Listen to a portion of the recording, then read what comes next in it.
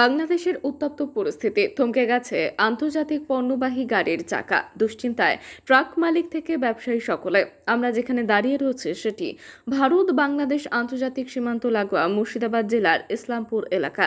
এই এলাকার বেশিরভাগ মানুষ আন্তর্জাতিক ট্রাকের ব্যবসায়ী। বাংলাদেশের বর্তমানের পরিস্থিতিতে বন্ধ রয়েছে দুই দেশের বাণিজ্য।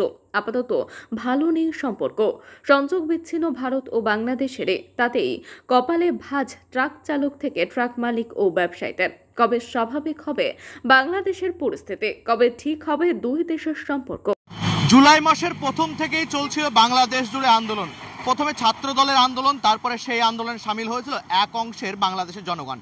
তারপরেই কিন্তু দেশ প্রধানকে দেশ ছাড়তে হয়েছে, পদত্যাগ করতে হয়েছে প্রধানমন্ত্রী শেখ হাসিনাকে। শুধু যে পদত্যাগ তাই নয়, পদত্যাগের পাশাপাশি কিন্তু দেশ ছেড়ে তিনি চলে এসেছেন তিনার বোনকে সঙ্গে নিয়ে। এখন ঠাঁই নিয়েছেন ভারতবর্ষে।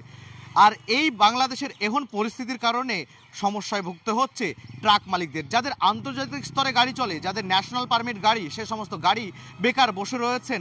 চালক থেকে শুরু করে গাড়ির রোড ট্যাক্স, এমনকি সমস্ত যাবতীয় খরচ গাড়ি বসিয়ে রেখে বহন করতে হচ্ছে গাড়ি মালিকদের। কপালে ভাঁজ পড়েছে গাড়ি মালিকদের। আমি সেই চিত্র দেখাবো যে সমস্ত গাড়িগুলি বাংলাদেশের উদ্দেশ্যে চলতো, ভারত থেকে পণ্য নিয়ে বাংলাদেশ যেত, কখনো গেদে বর্ডার, কখনো পেট্রাপোল হয়ে, বিভিন্ন বর্ডার হয়ে বাংলাদেশের দিকে যেত এই সমস্ত ট্রাকগুলি। এবং সারে সারে লাইন দিয়ে প্রায় শতাধিক ট্রাক কিন্তু দাঁড়িয়ে রয়েছে এই ভারত বাংলাদেশ আন্তর্জাতিক সীমান্ত লাগোয়া মুর্শিদাবাদ জেলার ইসলামপুর পেট্রোল পাম্প সংলগ্ন এলাকাতে। পার্কিংয়ে দাঁড়িয়ে রয়েছে আনুমানিক 200 national permit lorry. 200 national permit lorry, অর্থাৎ 200 এবং তারও অধিক ন্যাশনাল পারমিট লরি কিন্তু এখন আপাতত বসে। আর তাতেই কপালে ভাঁজ পড়েছে ট্রাক মালিকদের। ট্রাক চালকদের বক্তব্য, বাংলাদেশের এখন অবস্থায় তারা কোনোভাবেই পণ্য নিয়ে যেতে চাইছে না। একদিকে তারা চাইছে না যেতে নিয়ে, এবং পাশাপাশি কিন্তু এখন ভারতের সঙ্গে বাংলাদেশের সংযোগ বিচ্ছিন্ন রয়েছে। ভারত বাংলাদেশের সম্পর্ক বিচ্ছিন্ন থাকায় কোনোভাবেই এখান থেকে পণ্য যাচ্ছে না বাংলাদেশের উদ্দেশ্যে, এবং তাতেই বাণিজ্যে ধস নেমেছে ভারতীয় ব্যবসায়ীদের, ভারতীয় ট্রাক চালকদের সকলের।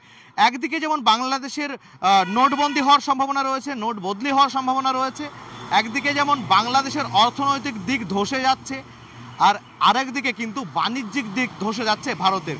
শুধু বাংলাদেশে কিন্তু লসে নেই, লসে রান করছে ভারতবর্ষ।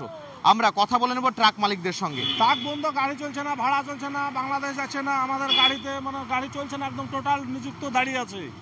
দাঁড়িয়ে থাকার কারণে আমরা গাড়ির কাগজ ফেলেছে, কিস্তি ফেলেছে, আমরা কি করে খাবো সংসারপাতি নিয়ে, এইসব নিয়ে আমরা ভাবছি। এখন আমাদের তো কোনো কিছু করার নাই, কারণ সরকারের কিছু করলে করতে পারে।